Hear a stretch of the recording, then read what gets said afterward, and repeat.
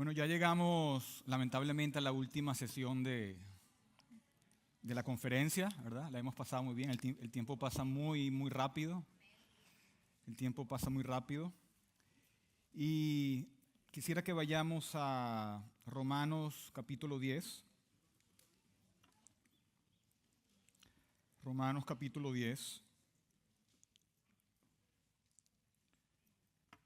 Y vamos a leer los versículos 14 y 15.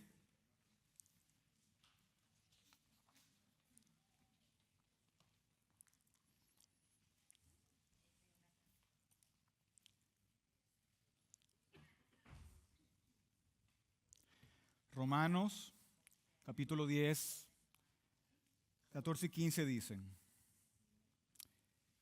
¿Cómo pues invocarán a aquel en el cual no han creído? ¿Y cómo creerán en aquel de quien no han oído? ¿Y cómo oirán sin haber quien les predique? ¿Y cómo predicarán si no fueren enviados?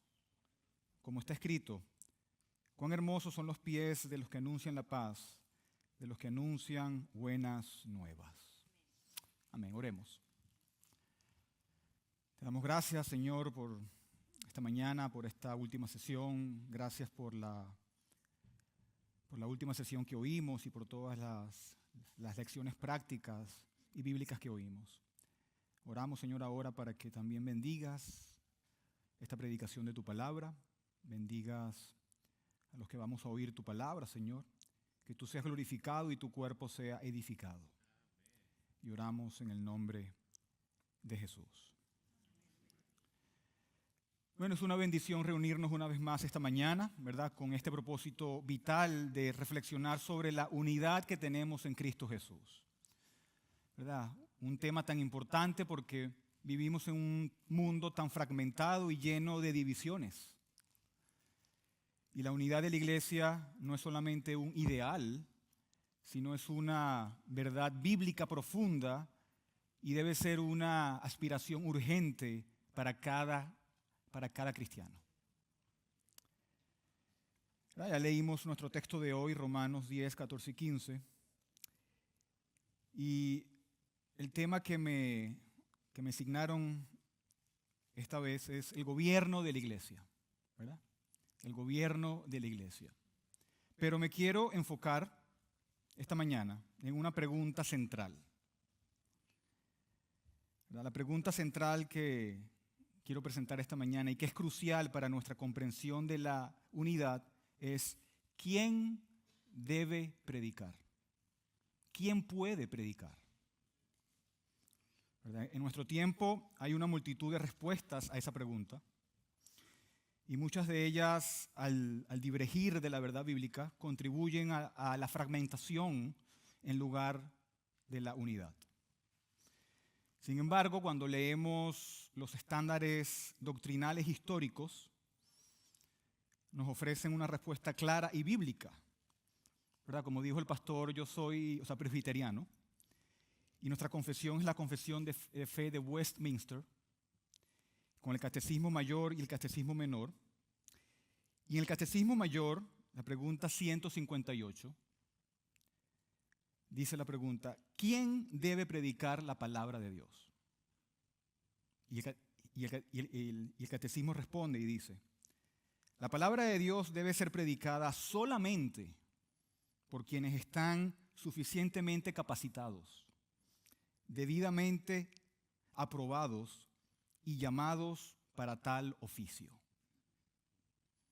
Entonces el catecismo deja claro que hay un oficio que está ligado a la predicación, ¿verdad? Y es fundamental comprender esto, ¿verdad? Porque la correcta administración de la palabra y los sacramentos a través de los oficios debidamente instituidos es esencial para la salud y para la unidad de la iglesia y el cuerpo de Cristo, ¿verdad? Y esta respuesta que se da allí en el Catecismo Mayor de Westminster era la respuesta de todas las iglesias reformadas antiguas. Durante siglos esa fue la misma respuesta y ese era el entendimiento. En los Países Bajos, en las iglesias reformadas de Alemania, en Suiza, en Francia, en Inglaterra, en Escocia, en todos los países, ese era el entendimiento. Hubo una unidad completa en esa cuestión. Pero lamentablemente, ese ya no es el caso en nuestros días. Comenzando en el siglo XVIII y continuando hasta el presente. Pero nuestra preocupación esta mañana no es ver la confesión, ¿verdad? Es ver la Biblia. La pregunta es, ¿qué dice la Biblia? ¿Qué nos enseña la palabra de Dios? Y una de las cosas que veremos es que para la edificación y para la unidad del cuerpo de Cristo, el Nuevo Testamento nos presenta 3 oficios primarios. 3 oficios dentro de la iglesia del Nuevo Testamento, dentro del gobierno de la iglesia. Primero tenemos el ministro del Evangelio, que es el anciano predicador o el anciano docente, el pastor. Tenemos también el anciano que gobierna, el anciano gobernante y los diáconos. Eso conforma el gobierno de la iglesia. Tenemos el ministro del Evangelio, que es el anciano predicador. 2, tenemos los ancianos gobernantes, y ellos 2 comparten el oficio de anciano, y por lo tanto hay un compartir en el gobierno, en la supervisión, en la administración, en el pastoreo del rebaño de Dios, y existe una perfecta igualdad, existe una perfecta paridad en esas responsabilidades a nivel de sesión local, ¿verdad? De presbiterio, de asamblea general y así sucesivamente. Pero también descubrimos en la Biblia que hay responsabilidades encomendadas al oficio del ministro del Evangelio. Es decir, responsabilidades que pertenecen a la predicación de la palabra y a los sacramentos, que son únicas para el oficio del pastor, del predicador, del anciano docente. Y lo que quiero es exponer eso de manera clara desde la palabra de Dios. Ahora, esta mañana les presentaré 3 puntos claves para profundizar en nuestra comprensión de esos fundamentos y cómo esto contribuye a la unidad que tanto estamos buscando en Cristo. Así que, en primer lugar, de manera concisa, veamos el principio fundamental. Veamos el principio fundamental, la autoridad de Cristo. Saben que en Italia esto no se saca, esto se queda aquí, entonces es como extraño ahora. Entonces, veamos el principio fundamental. ¿Quién debe predicar? ¿Verdad? En la fe reformada hay un principio que se llama el principio regulador de la adoración. Este principio controla tanto la adoración de Dios, pero también controla el gobierno de la iglesia de Cristo. Y este principio surge de la propia Biblia y dice que el Señor no nos ha dejado la libertad, Dios no nos ha dejado la libertad de inventar nuestras propias ordenanzas o nuestras maneras o formas de hacer la iglesia, tanto en la adoración como en el gobierno de la iglesia. ¿Verdad? Dios no nos ha dado la libertad para desarrollar modelos, para inventar métodos diversos que tomamos de aquí, ¿verdad? O de allá, que consideramos convenientes dentro del gobierno de la iglesia. Sino que Cristo, ¿verdad? El Cristo ascendido, es la única cabeza y es el único rey de la iglesia. Y solo Él es quien nos ha dicho, solo Él es quien nos ha prescrito, nos ha sancionado, que ha establecido un gobierno para su iglesia. Así como las ordenanzas para su adoración. Eso fue cierto en el Antiguo Testamento y es también cierto en el Nuevo Testamento. Y estas 2 cosas, la adoración y el gobierno de la iglesia, van de la mano. Así, como pueblo del Señor, estamos llamados ¿a qué? A recibir lo que Cristo ha designado. A recibir lo que Cristo ya ha dicho en su palabra. Debemos venir y recibir la sanción divina con mansedumbre y con humildad y seguir lo que Él nos ha dejado en este hermoso libro.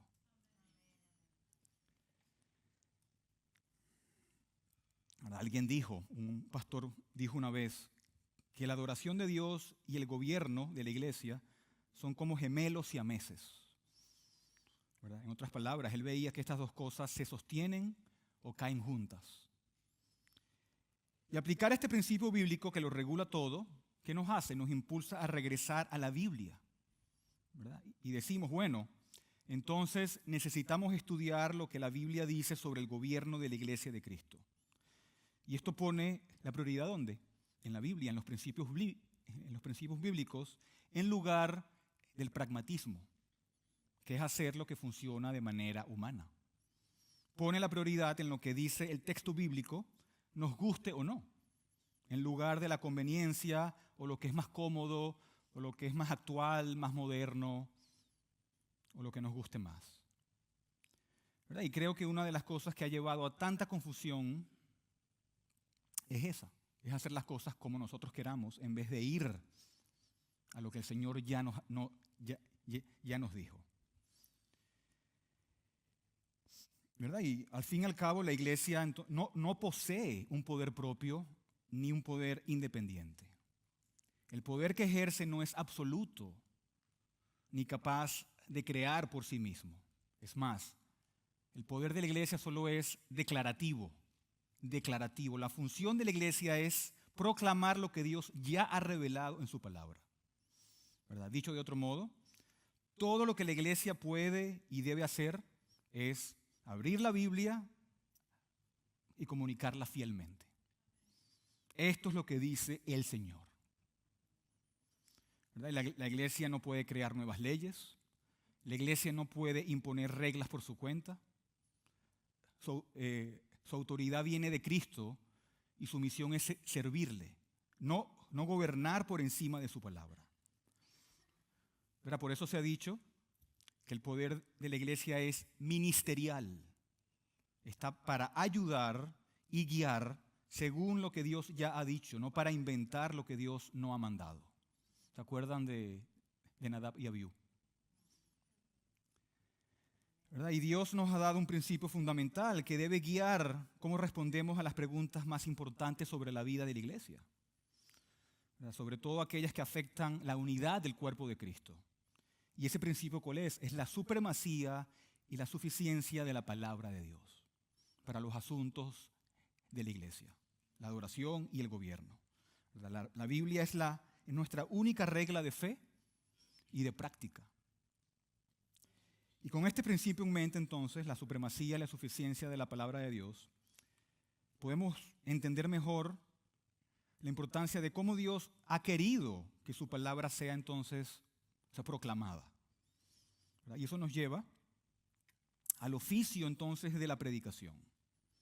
Al oficio de la predicación, que es en donde me quiero enfocar. ¿Verdad? El oficio de la predicación es un punto fundamental. ¿Verdad? Dios ha instituido la predicación como una ordenanza. Y todos reconocemos que es un elemento esencial en el culto público. Pero además de la ordenanza de predicar, Dios ha establecido también el oficio del predicador. Un oficio. Y estos dos, la ordenanza y el oficio, van juntos. Y antes de ver el Nuevo Testamento, recordemos lo que ya existía en el Antiguo Testamento. Porque nada de lo que aparece allí en el Nuevo Testamento surge de la nada o es nuevo, completamente. Dios en el Antiguo Testamento había dado los sacerdotes y los levitas con la tarea clara de enseñar y de explicar su palabra. ¿Verdad? La ley lo dejó muy claro y los libros históricos del Antiguo Testamento lo muestran una y otra vez. ¿Verdad? Ningún israelita del Antiguo Testamento podía decir por su cuenta, siento un llamado de predicar. Voy entonces a proclamar la palabra de Dios. No. Esto no depende del deseo humano, ¿verdad? Como nos dice en Hebreos 5:4, cuando dice, y nadie toma para sí esta honra, sino el que es llamado por Dios, como lo fue Aarón. ¿Verdad? Y si miramos al final de la historia del Antiguo Testamento, aunque no al final del canon bíblico, en el libro de Nehemías vemos que eso todavía se mantenía. En Nehemías 8, versículo 7, se nos da una lista de levitas y se dice que ellos hacían entender al pueblo la ley. El pueblo estaba en su lugar y los levitas leían el libro de la ley y lo explicaban de manera clara. Le daban sentido y hacían que el pueblo entendiera la lectura. Y esto es muy importante porque la unidad del pueblo de Dios, porque sin comprensión clara de la palabra, no puede haber entonces una fe común, ni puede haber tampoco una obediencia compartida.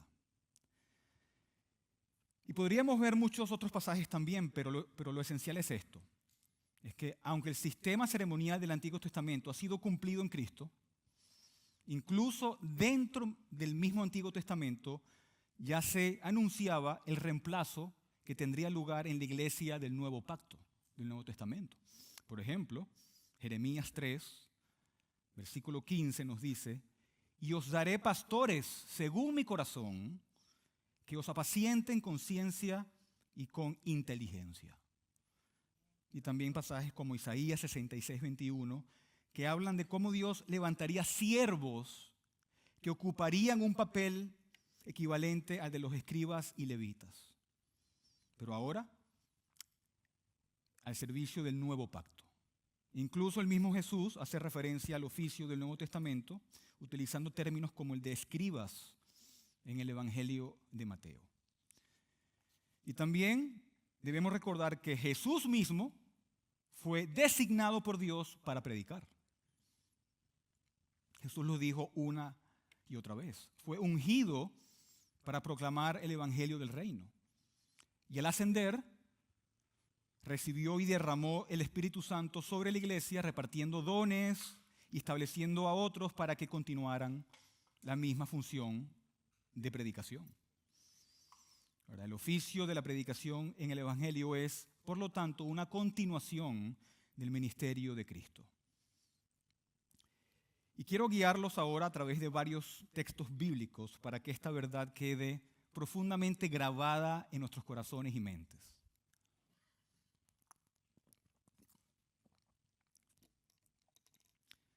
¿Verdad? Porque no se trata solo de un punto de doctrina, sino de una realidad que fortalece la unidad del cuerpo de Cristo. ¿Verdad? Un ministerio fiel a la palabra trae claridad, trae dirección y trae verdadera comunión al pueblo de Dios.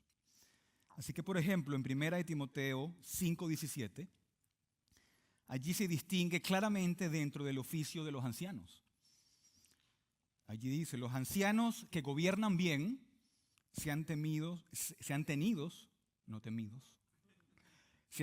por dignos de doble honor, mayormente los que trabajan ¿en qué?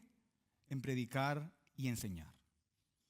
Aquí vemos que algunos ancianos se enfocan en gobernar, mientras que otros se dedican especialmente a la predicación y a la enseñanza, ¿verdad? Porque un solo hombre no lo puede hacer todo.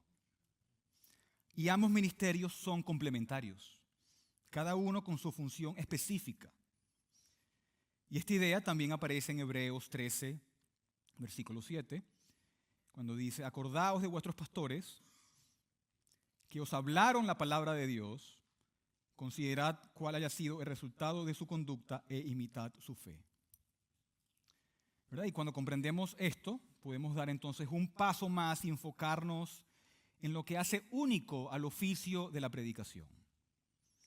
¿Verdad? Tenemos que entender que Cristo da una comisión especial, un mandato especial a quienes son enviados a proclamar su palabra. Y esto se refleja en el texto de Romanos 10:15, cuando dice, ¿y cómo predicarán si no fueren qué? Enviados. En otras palabras, predicar hermanos, no es solamente un deseo personal, no es solamente que iniciativa personal, es un llamado directo de Cristo. Y comprender esto nos ayuda a valorar el ministerio de la predicación y reconocer su lugar esencial dentro de la vida de la iglesia. La pregunta es, ¿enviados por quién? Bueno, enviados por el Señor Jesucristo. Y esto queda claro cuando observamos cómo Jesús nos instruye durante su ministerio terrenal en Mateo 9, versículo 38, cuando dice: rogad pues al Señor de la mies que envíe obreros a la mies. Él es quien los envía. Es Cristo enviando a quienes trabajarán en su campo. Y si pasamos a Hechos capítulo 13, en la iglesia del Nuevo Testamento, la iglesia naciente, leemos en los versículos 2 y 3, ministrando estos al Señor y ayunando, dijo el Espíritu Santo: apartadme a Bernabé y a Saulo para la obra que los he llamado. Entonces, habiendo ayunado y orado, le impusieron las manos y los despidieron. Aquí vemos de manera muy clara al Espíritu Santo llamando y comisionando específicamente a Pablo y a Bernabé para llevar el evangelio a los gentiles. Efesios 4:11 también, muy claro, explica que los oficios de pastor y maestro son dados directamente por Cristo. Porque él dice, y él mismo, quien Cristo, constituyó. Él fue quien dio a unos apóstoles, a otros profetas, a otros evangelistas, a otros pastores y maestros. Fue Cristo. Y estos oficios, como se dijo antes, son un regalo del Señor Jesucristo a su iglesia, para su edificación y para su unidad. Y el mismo apóstol Pablo describe su comisión una y otra vez y nos aclara esto. Por ejemplo, en 2 Corintios 3:6 dice: el cual asimismo nos hizo ministros competentes de un nuevo pacto, no de letras sino del Espíritu. Nos hizo ministros. Dios mismo lo hizo ministro competente del nuevo pacto. En 1 Timoteo 1:12, Pablo dice que el Señor puso a Timoteo en el ministerio. En 1 Timoteo 2:7 habla de haber sido ordenado para el ministerio del Evangelio. En 2 Timoteo 1:1 afirma también haber sido establecido por Dios para esta obra. Entonces vemos en todos estos textos que hay una comisión clara y distinta dada por Dios a los ministros del Evangelio para predicar solamente. No a los ancianos gobernantes, sino a los ancianos docentes. Esto nos recuerda, por ejemplo, aquellas palabras solemnes de Jeremías 23:21. Jeremías 23:21 que dice: no envié yo a aquellos profetas, pero ellos corrían.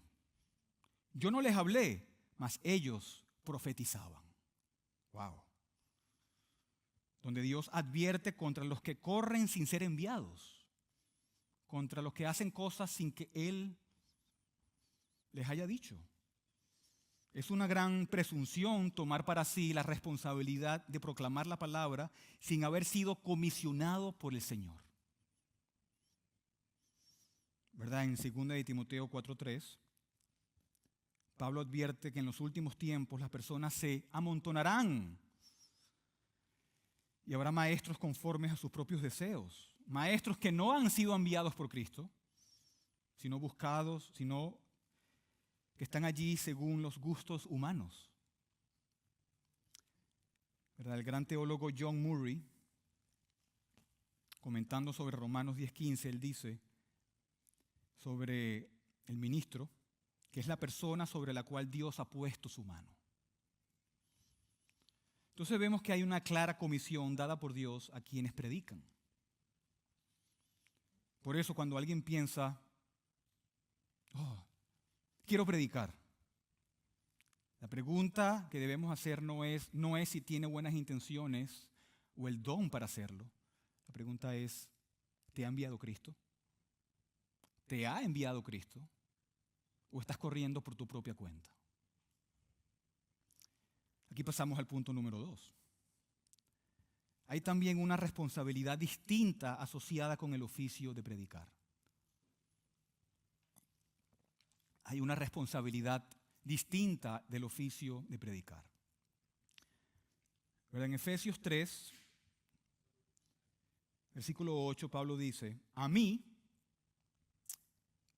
que soy menos que el más pequeño de todos los santos, me fue dada esta gracia de anunciar entre los gentiles el evangelio de las inescrutables riquezas de Cristo. Pablo reconoce que predicar no es solamente una tarea, sino una gracia y un deber que le ha sido dada por Dios. En 1 Corintios 9, 17 también leemos, por lo cual si lo hago de buena voluntad, recompensa tendré. Pero si de mala voluntad, la comisión me ha sido encomendada. Tengo que hacerlo como sea. Es una obligación. ¿Verdad? Y la palabra comisión implica aquí una mayordomía, un encargo sagrado. Es decir, le ha sido confiada una tarea que no depende de su deseo personal. Debo hacerlo. El pastor que ha sido enviado por Cristo no tiene la libertad de decir no voy a predicar. Y este mismo lenguaje aparece en Primera de Tesalonicenses 2:4, donde Pablo dice que fue aprobado por Dios para que se le confiase el evangelio. En Primera de Timoteo 1:11 dice que se me ha confiado esta predicación. Y en Tito 1:3 también declara que esa responsabilidad le ha sido encomendada por mandato de Dios. Cuando leemos todos estos textos, todo esto muestra que la predicación entonces es un encargo sagrado. Es una responsabilidad que proviene directamente de Dios. Por eso no se puede tomar a la ligera. Esto significa que para quien ha sido llamado por Cristo al ministerio, predicar no es opcional. No es algo que pueda hacerse si uno se siente con ánimo, ni algo que pueda dejarse de lado cuando haya dificultades. ¿Verdad? Cuando Dios confía esta responsabilidad, cuando Dios da esta responsabilidad, lo hace con la intención de que se cumpla fielmente. ¿Verdad? Y en el contexto de la iglesia, esto tiene profundas implicaciones para la unidad. Porque una predicación fiel, bajo el llamado de Cristo, es lo que alimenta, es lo que guía y es lo que une al pueblo de Dios en torno a la verdad de la Escritura. Ahora vayamos un momento a 1 Corintios 9. 1 Corintios 9 y miremos los versículos 15 y 16 que dicen, pero yo de nada de esto me he aprovechado, ni tampoco he escrito esto para que se haga así conmigo, porque prefiero morir antes que nadie desvanezca esta mi gloria. Pues si anuncio el evangelio, no tengo por qué gloriarme, porque me es impuesta necesidad. Y ay de mí si no anunciar el evangelio. Wow. Pablo está diciendo que predicar no es opcional para él. Es una obligación sagrada, no es cuestión de si quiere hacerlo o no, sino de que está bajo un deber impuesto por Dios. La misma idea aparece en 1 de Timoteo 4:14, en 2 de Timoteo 4:4, donde se refleja claramente que hay una responsabilidad específica ligada al oficio de la predicación. ¿Verdad? Esto significa que predicar entonces no es algo que puede hacer cualquier persona. Es un encargo de Dios únicamente a aquellos que han sido apartados, llamados, comisionados y ordenados para este ministerio. Así de serio es. Y reconocer este principio es crucial para mantener la unidad y el orden en la iglesia. ¿Verdad? Porque cada miembro tiene una función distinta que Dios ha asignado. Y el ministerio público de la predicación es uno de los oficios centrales para guiar y edificar al cuerpo de Cristo. ¿Verdad? ¿Qué dice Pablo en 1 Corintios 12? ¿Son todos apóstoles? ¿Son todos profetas? ¿Son todos maestros? ¿Verdad? ¿Hacen todos milagros? Son preguntas retóricas que la respuesta es no. No todos han sido llamados a enseñar y a predicar. Hay una diversidad de dones dentro de la iglesia y cada uno tiene la responsabilidad que el Señor le ha asignado para contribuir a la edificación del cuerpo, que es la iglesia.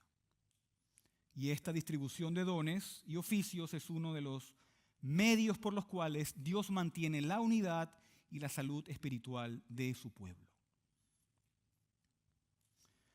¿Verdad? Obviamente todos los creyentes tenemos un llamado. Cada uno de nosotros debe vivir de tal manera que otros vean a Jesús, ¿verdad?, en nuestras vidas. Debemos hablar de Él cuando podamos, con nuestros familiares, en el trabajo, con nuestros amigos. Enseñar lo que sabemos de la Biblia y ser testigos en casa y en todas partes. Ese es el llamado para cada cristiano. Eso es innegable. Pero hay un llamado especial, más profundo, al oficio del predicador, al oficio del ministerio de la palabra de Dios. No todos pueden predicar con autoridad. Solo aquellos que han sido apartados y enviados por Dios tienen esta responsabilidad. Y para Pablo entonces predicar no era una opción, era un deber sagrado. Y cuando comprendemos esto, nos ayuda a valorar la predicación, a respetar el orden en la iglesia y a mantener la unidad del cuerpo de Cristo. Pasamos al punto 3. Qué rápido pasó el tiempo. Punto número 3 es que se nos dan títulos distintivos para el oficio de la predicación. ¿Verdad? No voy a examinar cada pasaje porque estaríamos aquí más de 2 horas, pero que por mí no hay ningún problema. Pero permítanme enumerarles brevemente cómo la Escritura se refiere a los ministros. ¿Qué títulos usa la Biblia? A los ministros del Evangelio. Embajadores, siervos de Cristo, los administradores de los misterios de Dios, heraldo, mensajero, pastor, predicador, obrero, labrador, constructor, estrella, ángel. ¿Verdad? Todos estos términos subrayan el carácter distintivo de ese oficio, así como su autoridad, que es derivada, no propia. ¿Verdad? Por ejemplo, si pensamos en el término embajador, que es un lenguaje común, un embajador habla en nombre de un gobierno o de un rey. ¿Verdad? No cualquiera puede llegar a París y decir, estoy aquí para hablar en nombre del gobierno de los Estados Unidos. Van a decir, tú estás loco. ¿Quién te ha enviado a ti para hablar por el gobierno de los Estados Unidos? ¿Quién te ha enviado? ¿Dónde está tu credencial? ¿Verdad que no? Nadie puede hacer eso. Solamente el que es enviado por el gobierno de los Estados Unidos, que ha sido autorizado oficialmente.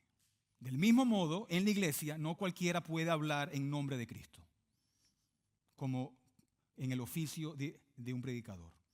Un ministro tiene que ser llamado, capacitado y apartado para ese servicio.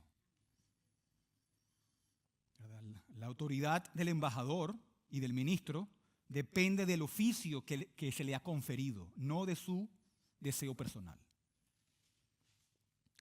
Pero ahora consideremos algunas implicaciones prácticas de todo esto. Consideremos algunas implicaciones prácticas, porque a lo mejor se están haciendo muchas preguntas, ¿verdad? Pero escuchemos con atención. Y algo que debemos entender es que los dones para hablar en público por sí solos no son suficientes para predicar. Puede haber personas con gran elocuencia, talentos que Dios les ha dado, claro que sí, para servir en diferentes vocaciones. Y eso es muy valioso. Pero el hecho de hablar bien no convierte a nadie en un predicador. Si solamente bastara, ¿verdad?, el talento, entonces aún, ¿verdad?, los no llamados fueran ser predicadores. Podrían asumir ese rol. Pero la Escritura nos muestra que junto con los dones, que sí son necesarios, se requiere un llamado, se requiere una comisión divina. Tener, por ejemplo, la habilidad para gobernar no hace a alguien un gobernador. Yo soy bueno para gobernar, ahora yo soy el gobernador de Texas. No, ¿verdad? No puedes hacer eso. A menos que haya sido designado de manera oficial para ese cargo. De igual manera, predicar es un oficio sagrado, un ministerio ordenado que debe ejercerse dentro de los límites que Dios ha establecido. Y como dije, esto es lo que se ha enseñado a través de toda la historia de la iglesia. Lean los ingleses, lean los escoceses, lean los alemanes. Esto es lo que se enseña. Es ahora que las cosas han cambiado. Y Cristo sabe mejor que nosotros cómo hacer las cosas o no. Por eso debemos someternos a lo que Él nos ha dado. Esto nos recuerda que la predicación no es un juego de dones humanos. Es un encargo divino, un ministerio que requiere ser llamado, ser comisionado y ser ordenado por Dios. Y reconocer esto no limita a nadie injustamente. Esto protege la unidad, la fidelidad y el orden de la iglesia. Y le da la gloria a Dios, porque se hacen las cosas como Él ha dicho en su palabra. Esto asegura que su palabra se proclame con autoridad y con fidelidad. Hoy en día se oye mucho decir, a jóvenes sobre todo, siento un llamado, así que voy a predicar. Y eso está bien, eso está muy bien, porque la palabra dice, el que desea ser pastor, eso está bien. Pero la pregunta es, ¿Cristo te ha llamado? ¿Verdad? Hoy también se permite a los ancianos gobernantes predicar, aunque su tarea principal es cuidar y guiar al pueblo. Pero debemos entender algo importante. Predicar no es algo que cualquiera puede decidir por sí mismo. No basta con sentir un impulso en el corazón.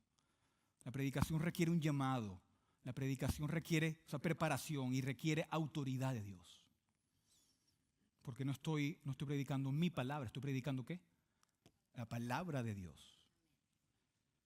¿Verdad? Si cualquiera pudiera predicar sin preparación, la unidad y el orden de la iglesia se verían entonces afectados. ¿Verdad? Como dice Pablo, ay de mí si no predico el evangelio. ¿Verdad? Para quienes son llamados y ordenados, predicar es una obligación seria, no es opcional y no es ocasional. ¿Verdad? Otros dicen, por ejemplo,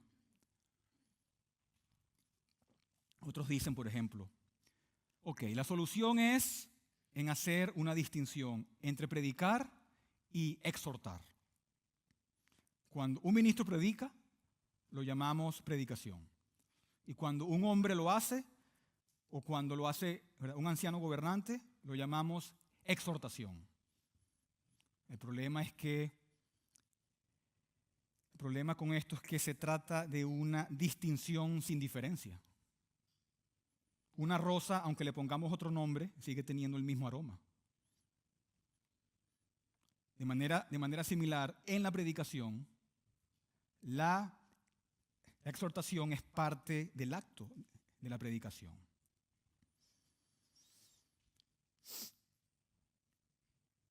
Otras personas responden, la diferencia está en la persona que lo hace. Y aunque eso es cierto, eso es justamente lo que, pero no hay ninguna diferencia entre lo que están haciendo, ¿verdad? Imagina, por ejemplo, un maestro que da clases en la escuela, un maestro que fue comisionado y que le fue dado esa tarea. Si ese maestro enseña, ¿verdad?, una materia, su enseñanza tiene respaldo y tiene también autoridad. Pero si cualquier persona entra y enseña lo mismo sin permiso, aunque diga las mismas palabras, no tiene la misma autoridad, porque no se le dio ese cargo. O piensa en un médico. Un médico certificado receta, ¿verdad?, un medicamento o realiza un procedimiento, y eso tiene responsabilidad y eso tiene autoridad. Pero si un médico sin licencia lo hace, eso carece de autoridad, carece de legitimidad. ¿Tú fueras un médico sin licencia? ¿Verdad? Que no se ha graduado, que no tiene su título. No, ¿verdad? Carece de autoridad.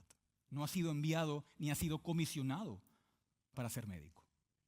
Y lo mismo ocurre con la predicación. No basta con dar buenas palabras o exhortaciones. Se requiere un llamado y una comisión de Dios que le da la autoridad y orden al acto, asegurando que su palabra se proclame fiel y correctamente. Ese me fue el tiempo. ¿Verdad? Si no hemos sido llamados por Cristo para predicar, si no hemos sido apartados y ordenados para este oficio, corremos entonces el riesgo de actuar sin haber sido enviados. Predicar sin un llamado de Dios es un acto presuntuoso. ¿Por qué? Porque no se puede predicar con fe si no hay un mandato divino que lo respalde.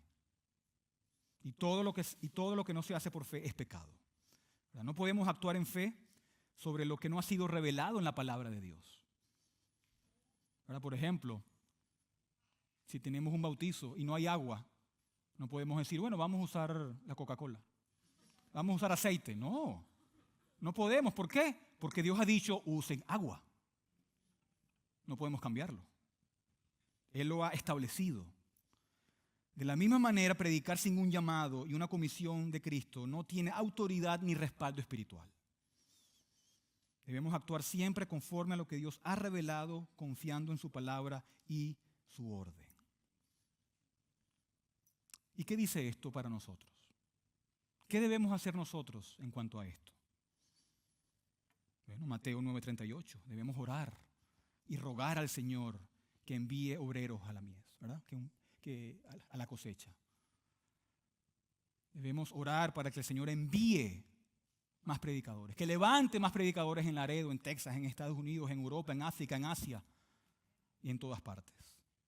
Debemos acudir al Señor y pedir que envíe y equipe a los que Él ha llamado. No hacer las cosas como nosotros creemos.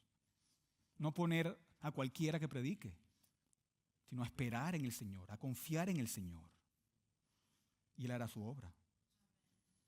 ¿Verdad? ¿Cómo pues invocarán a aquel en el cual no han creído? ¿Y cómo creerán en aquel de quien no han oído? ¿Y cómo oirán sin haber quien les predique? ¿Y cómo van a oír si no? Son enviados. Enviados por el Señor Jesucristo. Entonces, es Cristo mismo quien se ha reservado el derecho para decirnos cómo su iglesia funciona y quiénes son los hombres autorizados y capacitados para llevar la obra del ministerio. Y Él como Rey tiene el único derecho para decirnos cómo hacerlo, porque Él es el Rey de la iglesia, Él es el Señor de la iglesia. Y debemos decirle, Señor, no queremos que nadie más sea cabeza de la iglesia sino tú. Dinos qué hacer, dinos cómo hacerlo. No queremos otro rey sino tú. Y nos entregamos, Señor, a ti en sumisión para obedecer todo lo que tú como rey y cabeza has ordenado en tu palabra, no como yo quiero que sea. Y cuando hacemos eso, estamos afirmando que Cristo conserva para sí su supremacía, su autoridad y su señorío sobre su pueblo. Que el Señor bendiga estas verdades mientras nos las llevemos en el corazón. Oremos.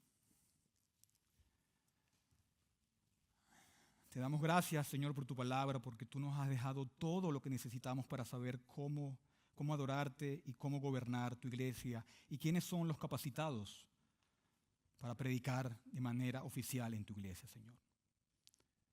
Y aunque estas son verdades muy poco oídas hoy en día, aunque estas son cosas a lo mejor controversiales, en donde mucha gente las rechaza o las ve de manera diferente, te pedimos que nos des la humildad y la mansedumbre de poder ver las Escrituras y discernir tu voluntad para el gobierno de la iglesia. Yo te doy, Señor, infinitas gracias por todas las sesiones de ayer y de hoy. Gracias por los pastores que han predicado, que han sido de mucha bendición para mi vida. Me han enseñado muchísimo, Señor. Y espero que bendigas a los pastores, Pastor Adrián, Pastor Osenaba. Bendiga sus ministerios, sus iglesias. Y que estos hombres que tú has llamado para el ministerio, Señor, tú los sigas usando para tu gloria y tu honra y para la edificación del cuerpo de Cristo. Bendice sus iglesias y a todos los miembros de sus iglesias, Señor. Y gracias te damos por la unidad que estamos buscando. Gracias por el ministerio Bridge, que nos convoca para que podamos estar más unidos en Cristo, Señor. Sé con Steve y con todo el equipo de Bridge, Señor, también bendícelos grandemente y que sigan haciendo esa obra tan maravillosa que están haciendo aquí en la ciudad de Laredo. Y Padre, ayúdanos también a ser testigos fieles de tu gracia. Ayúdanos a ser de buen testimonio, Señor, y que otras personas puedan verte a ti en nosotros. Y que tú nos uses para extender tu reino en esta ciudad, en Texas y en todo Estados Unidos, Señor. Que el reino de Jesucristo se extienda sobre esta ciudad y muchas más personas puedan arrepentirse de sus pecados y llegar al conocimiento de la verdad. Te doy gracias por cada persona aquí presente. Y si hay alguien aquí que no te conozca, Señor, que hoy sea el día de salvación para él o para ella. Te doy gracias. Bendice el resto del día y prepara nuestros corazones para mañana, que es el día del Señor, y que como iglesia, Señor, te adoremos en espíritu y en verdad. Y oramos en el precioso nombre de nuestro Señor Jesucristo. Amén.